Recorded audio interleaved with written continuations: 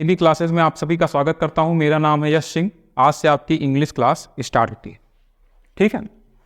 देखिए, इंग्लिश में आपको पहले थोड़ा सा ये जानना पड़ेगा कि आप एसएससी लेवल का कोई भी एग्जाम देंगे, उसमें इंग्लिश के क्वेश्चन का जो वेटेज है, उसमें आपका जो इंग्लिश पोर्शन है वो दो भागों में बटा होता है।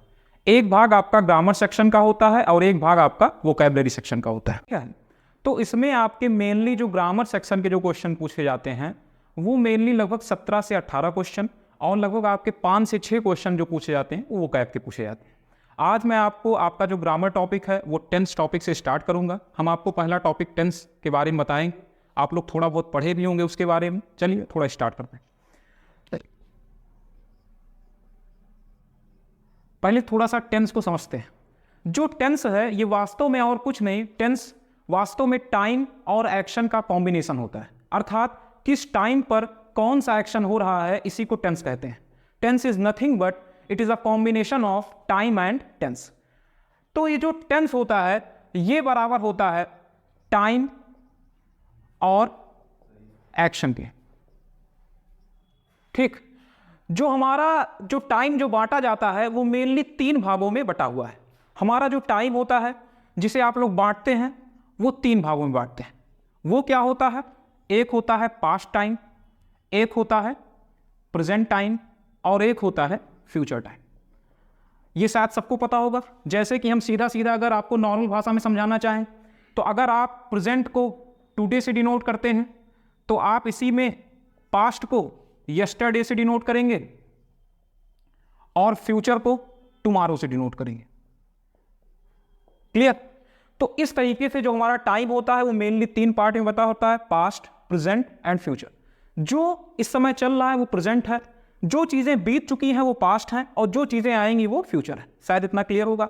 उसके बाद जो एक्शन होता है ये भी मेनली जो है 4 टाइप का होता है। आपका जो एक्शन होता है वो 4 टाइप में बटा होता है, जिसमें से पहला होता है कॉन्टिन्यूअस एक्शन, अगला होता है परफेक्ट एक्शन, अगला होता है परफेक्ट कॉन्टिन्यूअस एक्शन और अगला होता है इंडेफिनिट एक्शन। इस तरीके से जो एक्शन होता है वो 4 भागों में बटा होता है। पहला होता है कॉन्टिन्यूअस, दूसरा होता है परफेक्ट, तीसरा होता है परफेक्ट कॉन्टिन्यूअस और चौथा होता है इंडेफिनिट। जरा एक्शन को हम ध्यान से समझते हैं। मान लीजिए आप जो है कोई भी काम स्टार्ट कर रहे हैं, कोई भी काम आपने स्टार्ट किया और वो काम आपके देखते वक्त जारी है तो उसको हम कॉन्टिन्यूअस में रखते हैं। जब आप उस एक्शन को ऑब्जर्व कर रहे हैं और वो एक्शन आपके ऑब्जर्विंग टाइम में लगातार कंटिन्यू है तो उसको हम कॉन्टिन्यूअस एक्शन में रखते हैं। अर्थात यहाँ पे वे एक्शन रखे जाते हैं जिन्हें हम ऑब्जर्व करते समय वो लगातार चालू रहते हैं। जैसे कि वह खाना खा रहा है तो यहाँ पे जब आप उसको ऑब्जर्व कर रहे हैं तो वो जो है उसका खाना खाने का जो एक्शन है वो लगातार चल रहा है।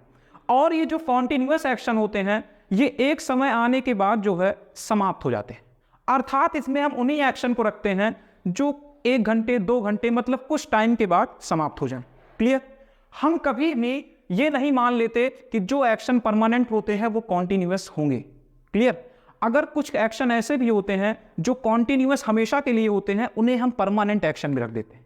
जैसे सांस लेना, हृदय का धड़कना, ये सभी के सभी परमानेंट एक्शन है। इन चीजों को बहुत ध्यान समझिएगा।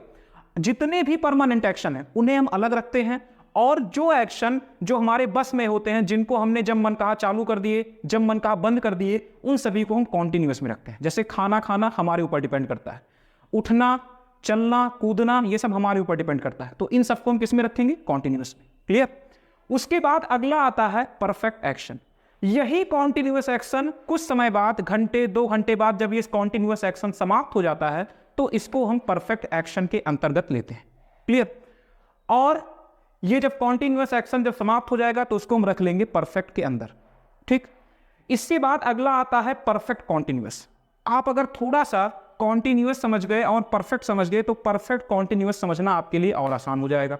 जैसे कि हम कह दें, जैसे कि इसके नाम से स्पष्ट है, परफेक्ट और कॉन्टिन्यूअस। अर्थात यह ऐसा एक्शन है जिसका कुछ भाग परफेक्ट अर्थात कंप्लीट हो चुका होगा और कुछ भाग कॉन्टिन्यूअस अर्थात जारी होगा। जैसे मान लीजिए, एक एग्जाम्पल से थोड़ा समझते हैं।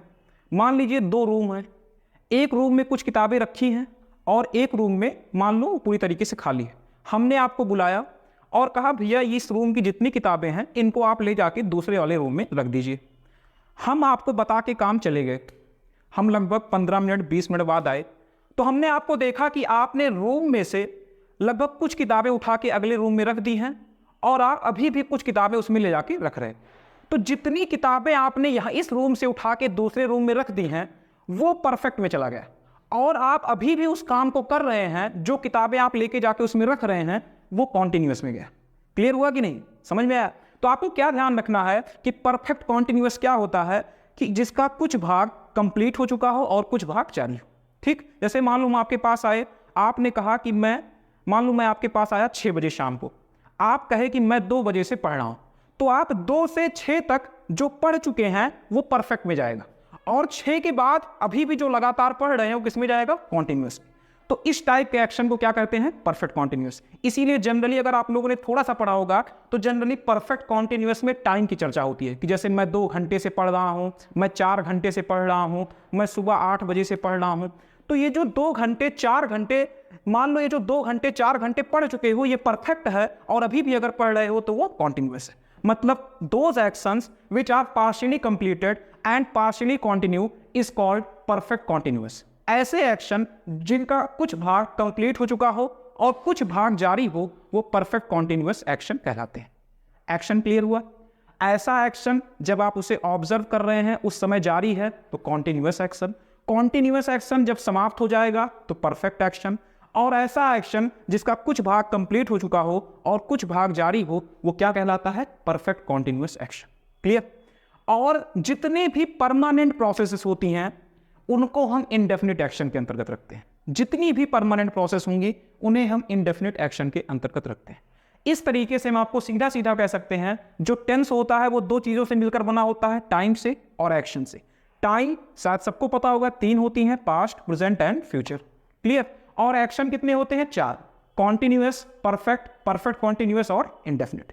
इसी आधार पे जो टेंस होता है उसे 12 भागों में बांटते हैं। आप लोग अगर थोड़ा सा पढ़े होंगे, जैसे मान लीजिए हमने अगर पास्ट को उठाया तो पास्ट के साथ सबसे पहले हम कॉन्टिन्यूअस एक्शन लेंगे, फिर परफेक्ट एक्शन लेंगे, फिर परफेक्ट कॉन्टिन्यूअस एक्शन लेंगे, फिर इंडेफिनिट एक्शन लेंगे। यहां से आपका 4 टेंस बन जाएगा, past continuous, past perfect, past perfect continuous और पास्ट इंडेफिनिट।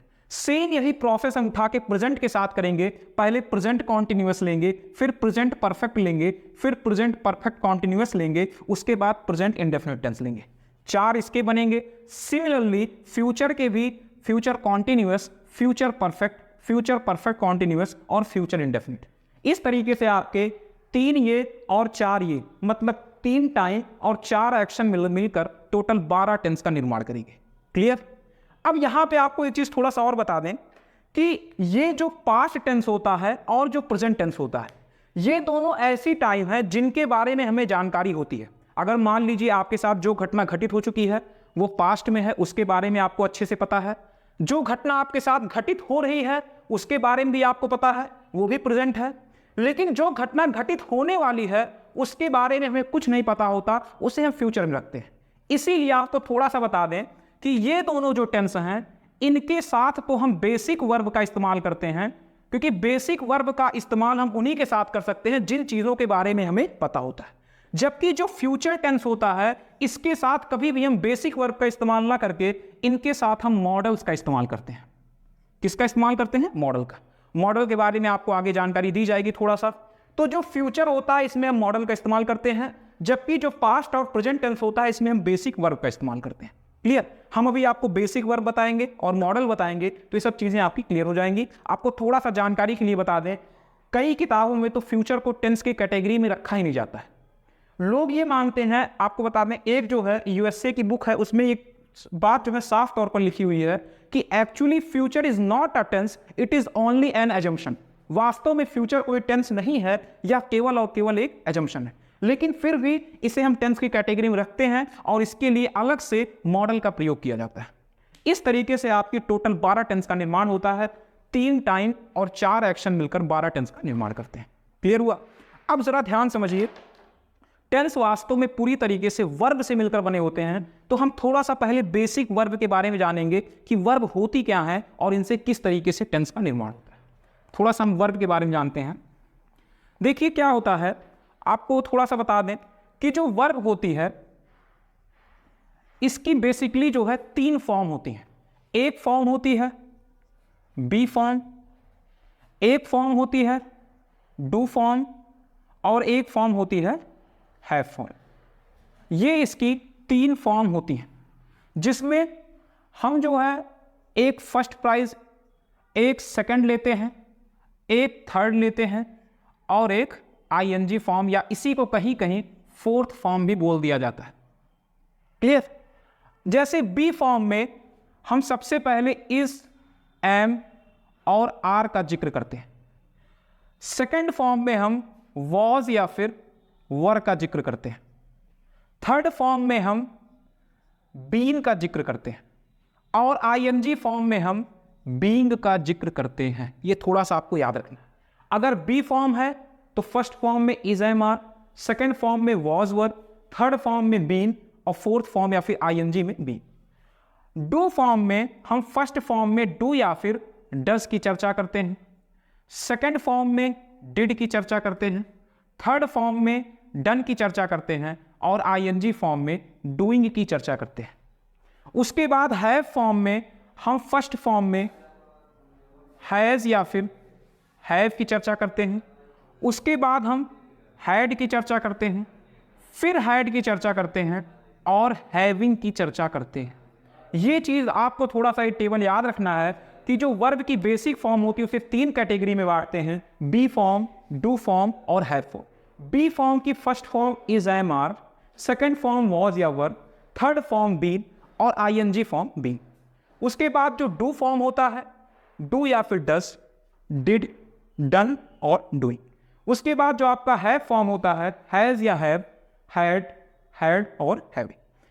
ये जो फर्स्ट फॉर्म होता है इसी को हम अगर टाइम में कैटेगराइज करना चाहें तो फर्स्ट फॉर्म को ही हम प्रेजेंट बोल देते हैं। अर्थात अगर सीधा सीधा बोलें, आपको कहीं पे इज, एम, आर, डू, डस या हैज अथवा हैव लिखा हुआ मिलता है तो इन सब को हम प्रेजेंट टाइम में कंसीडर करते हैं। उसके बाद जो सेकंड फॉर्म होती है इसको हम पास्ट टाइम में उठाकर डाल देते हैं। अर्थात अगर आपको कहीं पे वॉज या वर, डिड या फिर हैड लिखा हुआ मिलता है तो उसे हम पास्ट टाइम में कंसीडर करेंगे। जो आपकी थर्ड फॉर्म होती है उसे हम परफेक्ट एक्शन के अंतर्गत कंसीडर करते हैं। जो आपकी थर्ड फॉर्म होती है उसे हम परफेक्ट के अंतर्गत कंसीडर करते हैं। इसमें आपका बीन, डन और हैड, अगर ये तीनों कहीं पे लिखे हुए मिलेंगे तो ये आपके परफेक्ट को दिखाते हैं।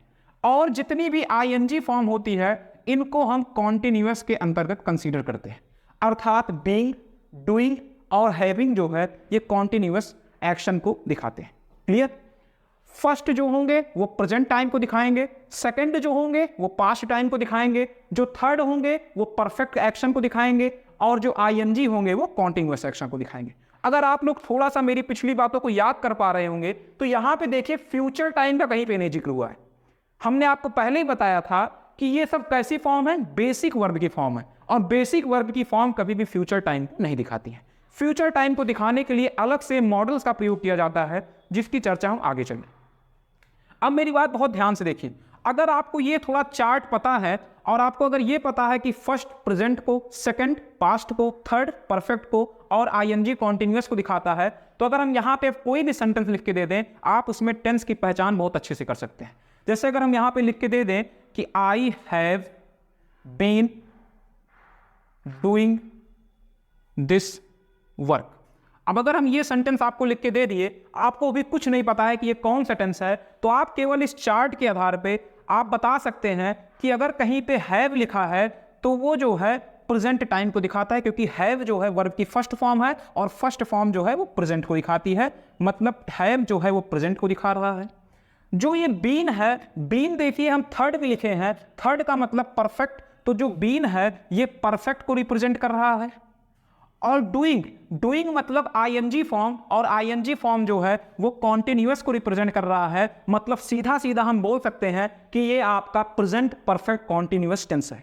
मतलब बस इसी चार्ट के आधार पे हम कोई भी आपको सेंटेंस लिखा हुआ दे दें, आप आसानी से उसमें बता सकते हैं कि उसमें किस टेंस का यूज किया गया है। तो ये चार्ट बहुत ही इंपॉर्टेंट है, आपको थोड़ा सा याद करना है कि फर्स्ट कौन सी होती है, सेकंड कौन सी होती है, थर्ड कौन सी होती है, आईएनजी कौन सी होती है। इसके आधार पे आप किसी भी टेंस में आसानी से उसमें किस जो है टेंस का या फिर किस भी फॉर्म का यूज हुआ है वो आप आसानी से इसमें पहचान सकते हैं। जैसे इस सेंटेंस के आधार पर आप देख रहे होंगे, हमने यहाँ पे हैव लिखा, तो हैव जो है वो प्रेजेंट को रिप्रेजेंट कर रहा है, बीन जो है परफेक्ट को रिप्रेजेंट कर रहा है, और डूइंग कॉन्टिन्यूअस को रिप्रेजेंट कर रहा है। तो हम सीधा सीधा बोल सकते हैं कि ये प्रेजेंट परफेक्ट कॉन्टिन्यूअस टेंस का प्रयोग किया गया है। क्लियर हुआ कि नहीं?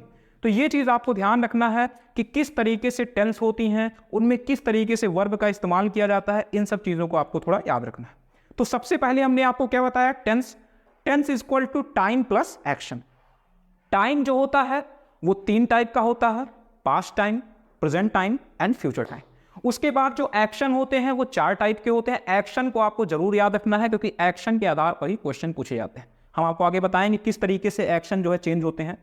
उसमें पहला हमने आपको बताया कॉन्टिन्यूअस एक्शन, फिर हमने बताया जो एक्शन जारी है वो कॉन्टिन्यूअस, वही जारी एक्शन जब समाप्त हो गया तो परफेक्ट। उसके बाद हमने तीसरा एक्शन बताया परफेक्ट कॉन्टिन्यूअस। परफेक्ट कॉन्टिन्यूअस मतलब ऐसा एक्शन जिसका कुछ भाग कंप्लीट हो चुका हो और कुछ भाग जारी हो, वो परफेक्ट कॉन्टिन्यूअस होता है।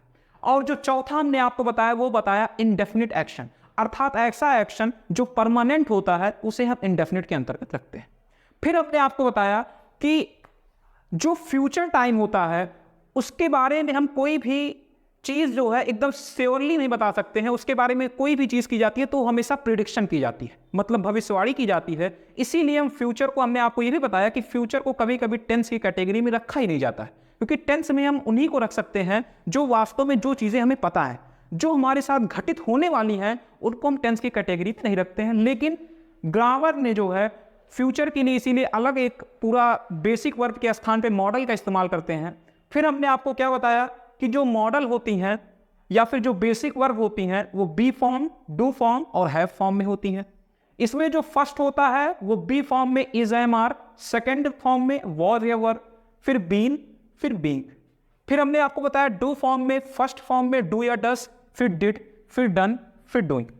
हैव फॉर्म में हैज या हैव, हैड, हैविंग। क्लियर? उसके बाद हमने आपको बताया अगर कहीं पे फर्स्ट लिखा है तो प्रेजेंट को, सेकंड लिखा है तो पास्ट को, थर्ड लिखा है तो परफेक्ट को, और आईएनजी लिखा है तो कॉन्टिन्यूअस को। इसी के आधार पे हम किसी भी सेंटेंस में टेंस की पहचान कर सकते हैं। जैसे एग्जाम्पल ये था, दूसरा एग्जाम्पल अगर हम यहीं पे ये ले लें कि he is working here, he is working here. अब ये छोटा सा टेंस है, इज कहाँ पे लिखा हुआ है, यहाँ पे। फर्स्ट मतलब किस टाइम को दिखा रहा है, प्रेजेंट टाइम को। और यहाँ पे अगर वर्किंग है, वर्किंग मतलब वर्ब की फर्स्ट फॉर्म में आईएनजी लगा दिया जाए, और अगर वर्ब की फर्स्ट फॉर्म में आप आईएनजी लगा रहे हैं तो ये किसको दिखाता है, कॉन्टिन्यूअस को। मतलब सीधा सीधा बोल सकते हैं कि ये कौन सा टेंस हो गया, प्रेजेंट कॉन्टिन्यूअस टेंस। तो एक चीज आप यहाँ पे एक चीज और ऑब्जर्व कर रहे होंगे कि मेनली वर्ब से ही किसी भी टेंस की पहचान की जा सकती है। मेनली वर्ब से ही किसी भी टेंस की पहचान की जा सकती है। हमें टेंस की पहचान करने के लिए और किसी भी चीज की आवश्यकता नहीं होती है। मतलब अगर हमने वर्ब को अच्छे से सीख लिया तो टेंस को पहचानने में कोई भी दिक्कत नहीं होगी। और आपको अगर ये तीनों फॉर्म अच्छे से याद हो गई तो इसी में आपका पूरा टेंस बहुत अच्छे से कवर हो जाता है। क्लियर? तो यहां पे आप देख रहे होंगे ये जो है इज यहाँ पे हेल्पिंग वर्ब के तौर पे आया है, और वर्किंग जो है वो मेन वर्ब के तौर पे आया है। हेल्पिंग वर्ब और मेन वर्ब दोनों मिलकर बनाते हैं वर्ब कंपाउंड। हेल्पिंग वर्ब और मेन वर्ब अगर दोनों मिल जाते हैं तो ये मिलकर बनाते हैं वर्ब कंपाउंड। और किसी भी टेंस का निर्धारण करने के लिए वर्ब कंपाउंड ही काफी होता है। अगर हमें वर्ब कंपाउंड अच्छे से आ रहा है तो हम किसी भी टेंस का निर्धारण कर सकते हैं। जैसे हमने यहाँ पे आपको बताया इस जो है वो प्रेजेंट टाइम को दिखा रहा है, वर्किंग कॉन्टिन्यूअस एक्शन को दिखा रहा है, तो ये सीधा सीधा प्रेजेंट कॉन्टिन्यूअस टेंस हो गया। ठीक है, क्लियर हुआ? तो यहाँ पे हम आपका क्लास जो है रोक रहे हैं। इसके आगे चर्चा धीरे धीरे हम आगे बढ़ाएंगे, और ये जो हमारा चैनल है इस पे जो हम धीरे धीरे आपकी सारी चीज़ें जो है क्लियर करते जाएंगे, और आपको हर एक टॉपिक अच्छे से कवर करा दिया जाएगा। बस आपको धीरे धीरे थोड़ा, अभी ये पहली क्लास है, इसके बाद धीरे क्लासेस और लंबी होंगी और हम चीज़ों को आपको अच्छे से समझाते चलेंगे। ठीक है, धन्यवाद।